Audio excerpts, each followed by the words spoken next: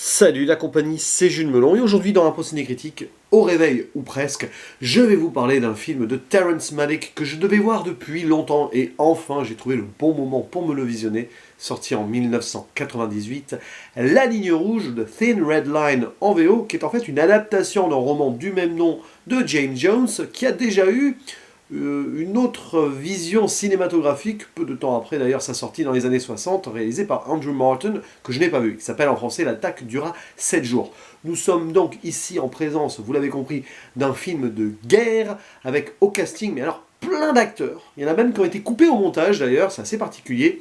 Dans le rôle principal, Jim Caviezel, il y a aussi Sean Penn, Nick Nolte, Elias Koteas, John Cusack, Adrian Brody, qui apparaît pas beaucoup et qui devait être d'ailleurs le rôle principal, enfin il pensait qu'il le serait, parce qu'il jouait le rôle du personnage principal du roman. Mais Terrence Malick, il a changé un peu les choses. Il y a aussi plein d'autres visages connus, tels que John Travolta, George Clooney, l'un au début, l'autre à la fin, Jared Leto, ou encore Thomas Jane, et d'autres donc, coupés au montage, tels que Bill Pullman ou Gary Oldman. Et oui, parce que en fait, le film aurait peut-être pu durer 4-5 heures et il fait 2h50, ce qui est déjà beaucoup. Donc film de guerre, oui, mais très contemplatif et philosophique. C'est un film de Terrence Malick qui se déroule dans les années 40, 1942, durant la bataille de Guadalcanal, voilà, Seconde Guerre mondiale, où des Américains essayent de récupérer des îles détenues par les Japonais. Et nous allons suivre une compagnie qui va essayer donc de récupérer l'une d'entre elles et atteindre une colline. Et forcément, au sein de la section, certains ont peur de la mort, se demandent ce qu'ils font là, d'autres sont motivés, voilà, à aller au bout de la mission et tout.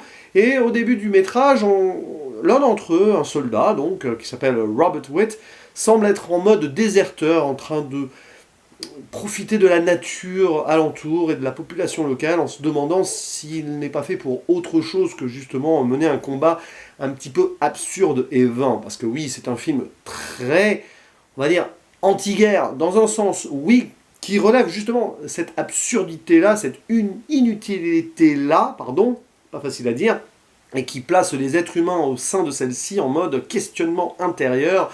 Et c'est pour ceci d'ailleurs que Terrence Malick a choisi le procédé de la narration voix off.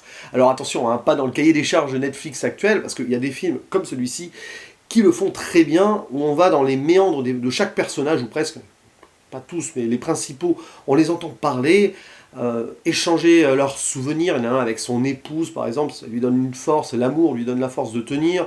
D'autres, des questionnements sur ce qu'ils font là, ce qu'ils feront après peut-être, etc. Leur évolution, etc. Notamment le personnage de Sean Penn qui, du début à la fin, va se rendre compte de certaines choses. Et c'est remarquable comme genre de film. Alors attention, il faut aimer, c'est un parti pris, les films assez bavards, contemplatifs, qui prennent leur temps, qui ont une certaine redondance, mais celle-ci a un sens, on va y revenir. Il y a aussi des scènes d'action de vraie guerre, pour montrer voilà, la violence, la mort, parce que la mort est partout. Et j'adore ici ce que Terrence Malick a fait, justement, cette dichotomie entre l'humain qui a envie voilà, d'y croire et tout, et d'autres qui n'y croient plus, cette violence, la nature, voilà, c'est surtout ça, la nature et la violence, la vie et la mort, mais la nature étant à la fois la vie et la mort, ici. C'est un petit peu ça le sens du film. Puisque bon, la nature contemplative, tout ça, il y a des superbes plans dès le début du film d'ailleurs, etc.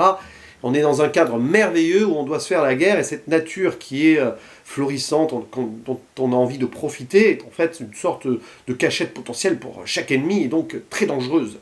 Et à tout ça qui sillonne le métrage, qui est riche de sens dans tous les sens. Alors évidemment, c'est mon premier visionnage, donc je ne vais pas aller faire une analyse philosophico-existentielle.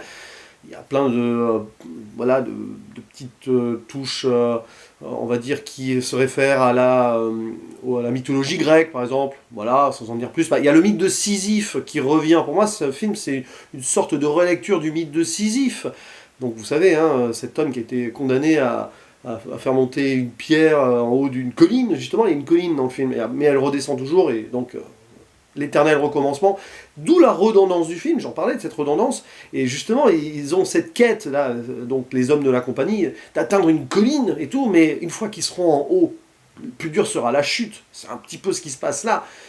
Donc ouais, il y a cette vision-là, et puis évidemment beaucoup de préceptes philosophiques existentiels dont je ne vais pas faire ici tout l'étalage, parce que je n'ai pas forcément la culture ultime en ce genre-là, pas du tout, je suis très sur le ressenti, sur ce genre de choses-là, mais évidemment, il y a dû avoir pas mal de oui, de lectures philosophiques, mais je pense que Terrence Malick il s'est inspiré de pas mal de choses de sa vie d'avant donc la réalisation de ce film. Parce que The Tree of Life, quelque part, ouais, c'est une réponse au Tree of Life. Enfin, les deux, pardon, pas forcément une réponse, mais les deux se croisent forcément dans certaines thématiques, clairement. La mort et la vie, et puis, oui, parce que de toute façon, de la mort renaît la vie. C'est un peu aussi le message caché. Donc, c'est à la fois un film pessimiste, parce que la guerre, l'absurdité, tout ça, quoi qu'on en fasse, on a beau atteindre un top, on redescendra toujours derrière, donc d'où ce mythe de Sisyphe, mais aussi optimiste sur le fait que, de toute façon, la mort en soi est peut-être une fin dramatique. On en voit des gens qui sont vraiment massacrés, c'est assez graphique par moment quand même, c'est un peu gore.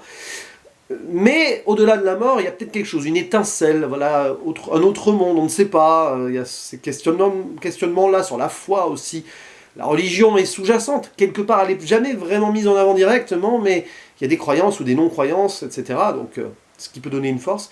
Et donc, de cette mort-là, quelque part, il y a potentiellement quelque chose derrière ou quelque chose qui va renaître ou qui va naître de la mort. Voilà, donc il y a beaucoup de choses là-dessus. C'est un film d'une richesse palpable, porté par une très belle photographie, qui est assez sobre ma foi, mais qui a des moments de clarté extraordinaire, porté par John Toll d'ailleurs, qui avait fait la photographie de Braveheart entre autres.